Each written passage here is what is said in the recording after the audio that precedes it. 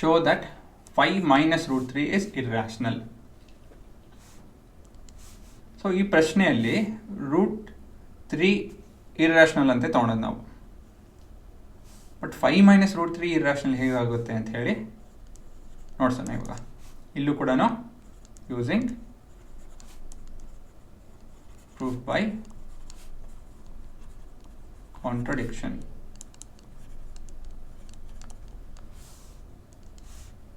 ಸರಿನಾ? So let's assume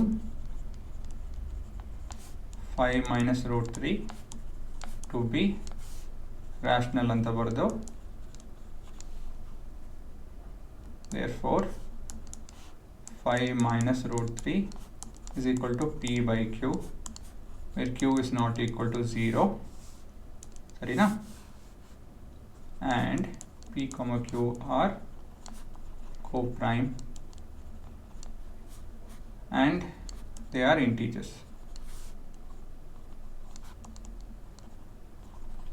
ಇಷ್ಟು ಬರಿಬೇಕು.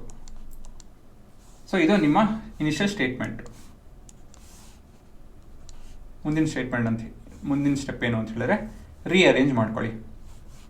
5 minus P by Q is equal to root 3 ಅಂತ ಬರ್ಕೊಬೇಕು. ಟ್ರಾನ್ಸ್ಪೋಸ್ ಮಾಡ್ತಾ ಇದೀವಿ ಅಷ್ಟೇ, ಇನ್ನೇನಿಲ್ಲ. ಇದನ್ನು ಹೇಗೆ ಮಾಡಿದೆ ಅಂತ ಕಲ್ತ್ಕೊಬೇಕು ಅಂತ ಹೇಳಿದ್ರೆ ಮ್ಯಾಥ್ ಬೇಸಿಕ್ ಹೋಗಿ ನೋಡಿ. ಸರಿನಾ? ಅಲ್ಲಿ ಇದನ್ನೆಲ್ಲ ಲೀನಿಯರ್ ಈಕ್ವೇಷನ್ ಅದು ಇದು ಅಂತೆಲ್ಲ ಹೇಳಿ ಬ್ಯಾಲೆನ್ಸಿಂಗ್ ಈಕ್ವೇಷನ್ ಅಂತ ಹೇಳಿ ಹೇಳ್ಕೊಟ್ಟಿದ್ದೀನಿ. ಸೊ ಮ್ಯಾಥ್ ಬೇಸಿಕ್ಸಲ್ಲಿ ಲೀನಿಯರ್ ಈಕ್ವೇಷನ್ ನೋಡಿ, ಇದು ನಿಮ್ಗೆ ಅರ್ಥ ಆಗುತ್ತೆ ಹೇಗೆ ಬಂತಿದ್ದು ಅಂತ ಹೇಳಿ. ಸೊ ಇದನ್ನು ಎಲ್ಸಿಎಂ ಗಿಲ್ಸಿಎಂ ಎಲ್ಲ ತೊಗೊಂಡು ಇದು ಕ್ಯೂ ಆಗುತ್ತಿದ್ದು is equal to root 3. So ಇವಾಗ ಉತ್ತರ ಹೇಗೆ ಸಿಗುತ್ತೆ, ಆಮೇಲೆ ಇಲ್ಲಿಂದ ಹೇಗೆ ಮಾಡೋದು? ಸಿಂಪಲ್ಲು. ಮುಂದಿನ step 5 p and q are integers.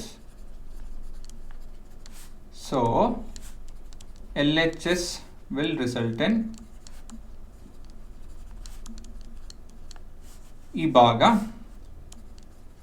a rational number, but RHS is irrational. ಸರಿನಾ? LHS ರ್ಯಾಷನಲ್ಲು, RHS ಇರ್ರ್ಯಾಷನಲ್ಲು. ಅದನ್ನು ಹೇಗೆ ಹೇಳಿದೆ ನಾನು RHS ಇರ್ರ್ಯಾಷನಲ್ ಅಂತ ಹೇಳಿ? Root 3 is a irrational number. ಅದು ಆಲ್ರೆಡಿ ಪ್ರೂಫ್ ಮಾಡಿದ್ದೀವಿ. ಇಟ್ಸ್ ಅ ಪ್ರೂವ್ಡ್ ಫ್ಯಾಕ್ಟ್, ಮೊದಲೇ ಪ್ರೂವ್ ಮಾಡಿರೋಂಥ ಫ್ಯಾಕ್ಟು. ಸೊ ಒಂದು ಕಡೆ ರ್ಯಾಷನಲ್ ನಂಬರ್ ಇದೆ, ಇನ್ನು ಮತ್ತೊಂದು ಕಡೆ ಇರ್ರ್ಯಾಷನಲ್ ನಂಬರ್ ಇದೆ. Thus it's a false statement. This implies the false statement alla. This implies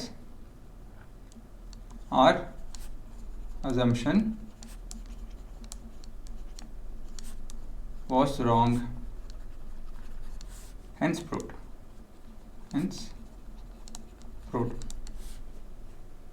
ಅಷ್ಟೇ, ಇನ್ನೇನಿಲ್ಲ.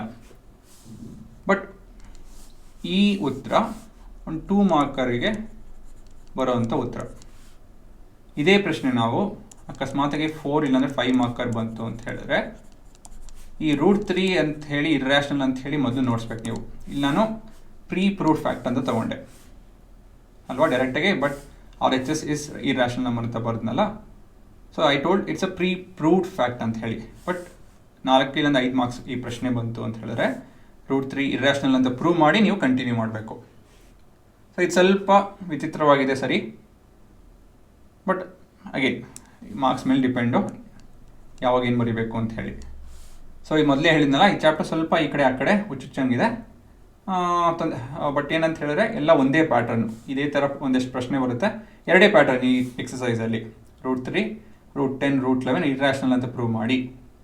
ಇಲ್ಲ ಅಂತ ಹೇಳಿದ್ರೆ 10 minus root 4, not root 4, root 40, 2 plus root 3 ಆ ಥರ ಪ್ರಶ್ನೆ ಬರುತ್ತೆ ಹೊರತು ಇನ್ನೇನು ವಿಚಿತ್ರವಾಗಿರೋಂಥ ಏನು ಪ್ರಶ್ನೆ ಬರೋಲ್ಲ.